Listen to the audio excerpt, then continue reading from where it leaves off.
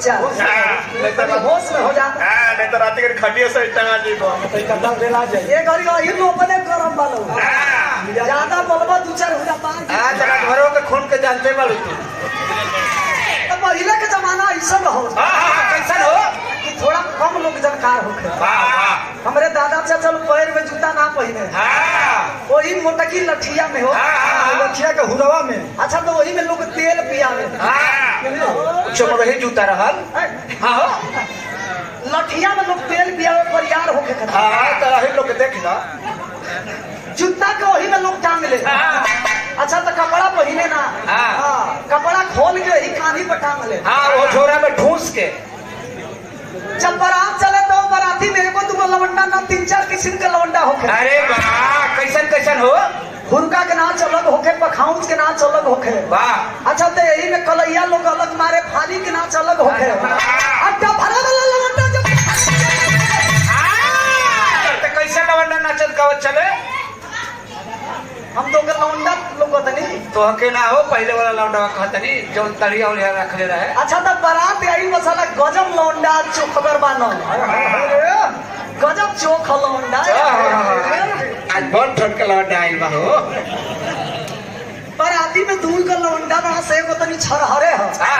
तोहरा नियर बा। अच्छा तो सूट वाला लौंडा ना होके दाढ़ी वाला मोछ वाला लौंडा।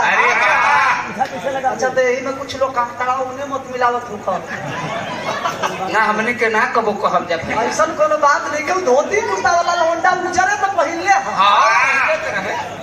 करिया करिया तार ही डाई करब नहीं मने पैसा फोटो रखा के। अच्छा मर्द आदमी का अच्छा है तो काहे लगावेला। हां मर्दांगा नहीं है वो पहलवानी छाका तो दू का लौंडा बड़ा ने को धोती कुर्ता वाला लौंडा तनी लम्हर हो। हां एगो नाट में मिला लेबे के बा। हां मिला लेबे के बा नाटे बा। अच्छा तो लौंडा जो लम्हरका बा पातरे हतका ऊपर से भगवान पातर शरीर देले बड़ो लेकिन हई चाकर ई पोजीशन जब बात नहीं चाकर कौन पोजीशन चपना गड़वा पेनी के मतलब ना जाने लो जाने ला हो सब पेनी ये अरे चपना गड़वा कोट भाषा समझो। हां आंगनबाड़ी के हो। माने भगवान शरीर बनोले बड़ो। अच्छा तो लौंडा जब वो ठलाली लगा के चली तो देख जकरा नाम लौकत होई उ तो खाली सोची कि ये खाली लौक जाई ना यो लौकत खाली हाथवा फेर देती न। हां त जनाज की कतना मोटो ठलाली लगौले बा ओ खाती ना पागल हर आदमी हे तरे मिलाई न हे तरे त माने ओकर खालुच बुझाई ना आ जेकर आंखी बा उ सोचे कि सरवा एको वाली अगर छुआ साला किस्मतिये जाग जाई। अच्छा तो लौंडो के चढ़ा के बनाए के चलल बा। जब चले मास्टर साहब तो ये गावत चले कैसे गावे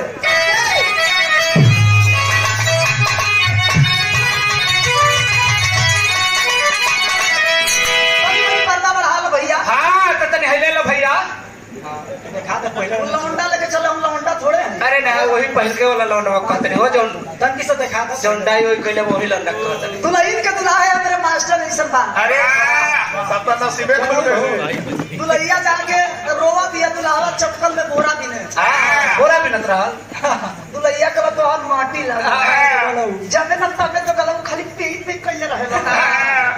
सुना तनी कि कलकत्ता में जाई के चटकल में बोरा बिने ऐसा ही बोरा के बिनाई होई ना। हां गर्दा सड़क गई टीवी हो जाइए तो बोलो भाई कुल सीएम में खत्म हो जाइए रोवा दिया रो रो के कहे कि अब की बार जेबो तो ये हाल होई क्या कहे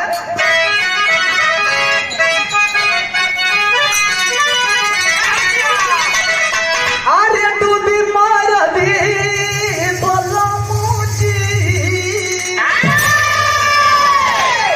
डूबी मार दी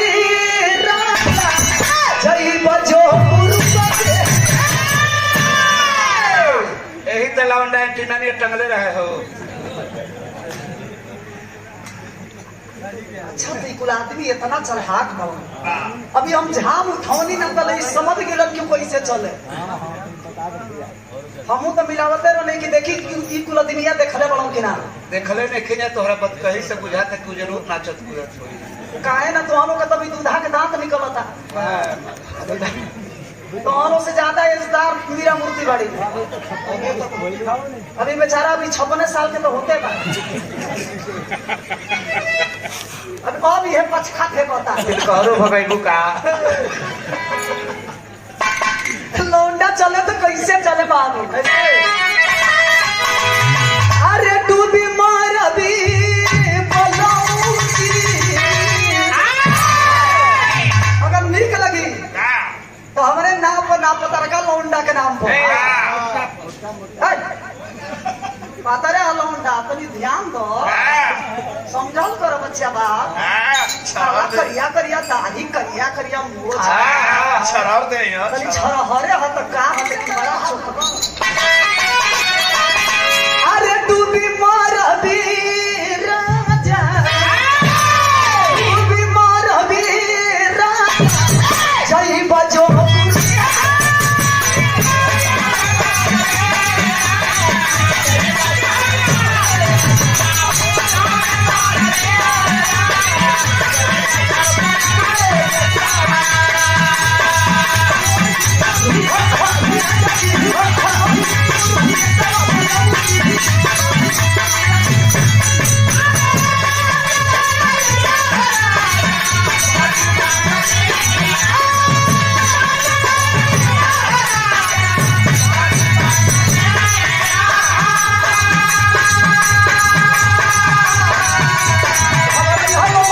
खाली पतरका लौंडा के पैदरा को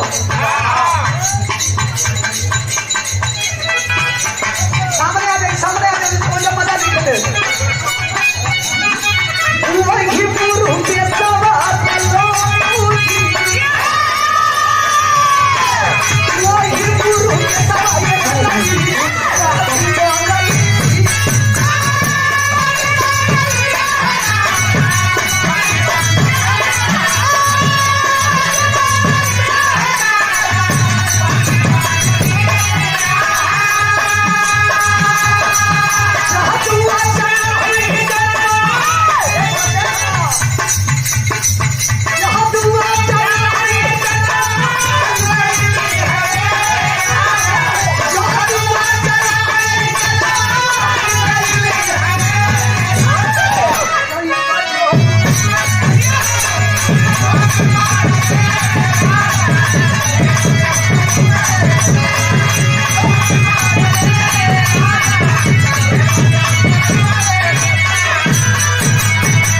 दूसरा का कैसे चले आइए हाँ